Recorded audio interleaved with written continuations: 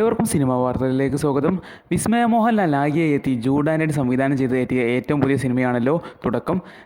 അങ്ങനെ സിനിമയുടെ 8-ാം ദിനവും പിന്നിട്ട് 9-ാം ദിനത്തിലേക്ക് എത്തിയിരിക്കുകയാണ്. അതേ, സിനിമയുടെ രണ്ടാമത്തെ ശനിയാഴ്ചയിലേക്ക് സിനിമ എത്തിയിരിക്കുകയാണ്. സിനിമയുടെ ഇന്നത്തെ കളക്ഷൻ നോക്കുന്ന സമയത്ത് സിനിമയുടെ ഇന്നലെ വരെയുള്ള കളക്ഷനിലേക്ക് നമുക്ക് പോകാം.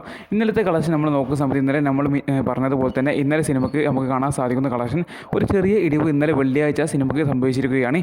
അതേ, മിഞ്ഞാന്ന് വ്യാഴാഴ്ച ദിവസം സിനിമയ്ക്ക് 1.5 കോടിക്ക് മുകളിലുള്ള കളക്ഷൻ വന്നപ്പോൾ ഇന്നലെ സിനിമയ്ക്ക് ഗ്രോസ് കളക്ഷൻ മാത്രം കേരളത്തിൽ നിന്ന് വന്നത് 1 കോടി രൂപയുടെ മാത്രമാണ്.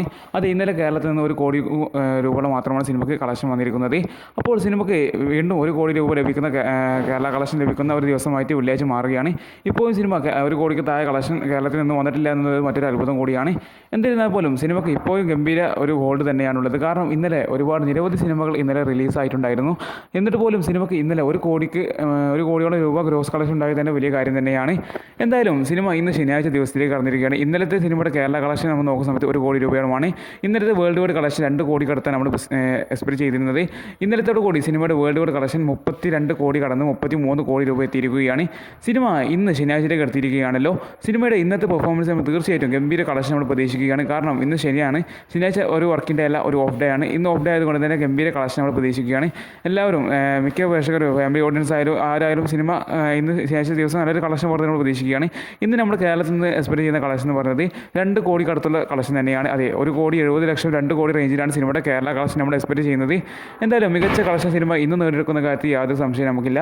എന്തായാലും ഇന്നത്തെ സിനിമയുടെ വേൾഡ് വൈഡ് കളക്ഷൻ നമ്മൾ എക്സ്പെക്ട് ചെയ്യുന്നത് 3 കോടി രൂപയോളമാണ്. അങ്ങനെയെങ്കിൽ ഇന്നത്തോടെ സിനിമയുടെ ആകെ കേരള കളക്ഷൻ 18-19 കോടി റേഞ്ചിൽ എത്തുന്നതായിരിക്കും. അതെ, ഇന്നത്തെ ശനിയാഴ്ചയോട് കൂടി സിനിമയുടെ കേരള കളക്ഷൻ 18 കോടി രൂപയോളമാണ് നമ്മൾ എക്സ്പെക്ട് ചെയ്യുന്നത്. സിനിമയുടെ വേൾഡ് വൈഡ് കളക്ഷൻ ഇന്നത്തോടു കൂടി 34-35 കോടി റേഞ്ചിൽ എത്തുന്നതായിരിക്കും.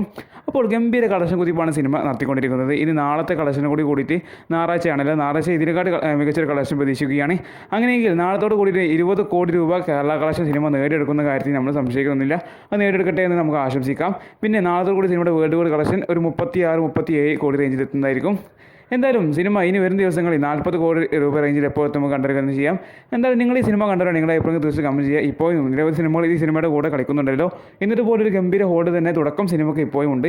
എന്തായാലും നിങ്ങളുടെ അഭിപ്രായങ്ങൾ തീർച്ചയായും കമൻറ്റ് ചെയ്യാൻ മറക്കരുത്. പിന്നെ ഇതുപോലെ ഡെയിലി സിനിമ വാർത്തകൾ അറിയാൻ വേണ്ടിയിട്ട് നമ്മുടെ ഈ വീഡിയോ ലൈക്ക് ചെയ്ത് ചാനൽ സബ്സ്ക്രൈബ് ചെയ്യാൻ മറക്കല്ലേ. അപ്പോൾ അടുത്ത നല്ല വീഡിയോ വീണ്ടും കാണാം. ബൈ.